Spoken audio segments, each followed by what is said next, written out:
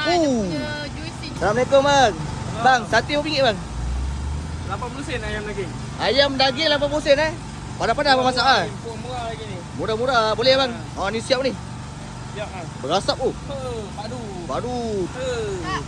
Baik. Ayam 5, daging 5. Daging 5. Yes. Nasi pek boleh 3. Nasi pek 3. Okey, ni ayam. Ni ayam. 80 sen satu. 80 sen per orang. Baik. Dekat bazar Masjid Tanah Jadi daging. daging pun sama 80 sen 80 sen juga. Boleh tak? Murah rezeki ke Murah rezeki betul. Ni kalau korang tengok ni nampak ni. Dia punya juicy dia tu. Baik Nasi pek ke macam mana kak satu? Nasi pek 50 sen je satu. Oh, ni siap sayur semua lah. Siap timun.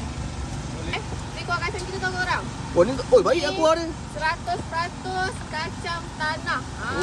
Dia punya pekat likat Pekat dia. likat, Kita Mat. tak ada campuran tepung jagung ke biskut meri tak ada. Tak sabar nak buka kan kak? Ni dekat bazar Masjid Tanah kan? Bazar Masjid Tanah korang boleh singgah dekat tapak 188. Pukul 4. Pukul 4 dah boleh datang. Oh. 4 sampai pukul 7.30. Berbuka kan saya makan kak? Okey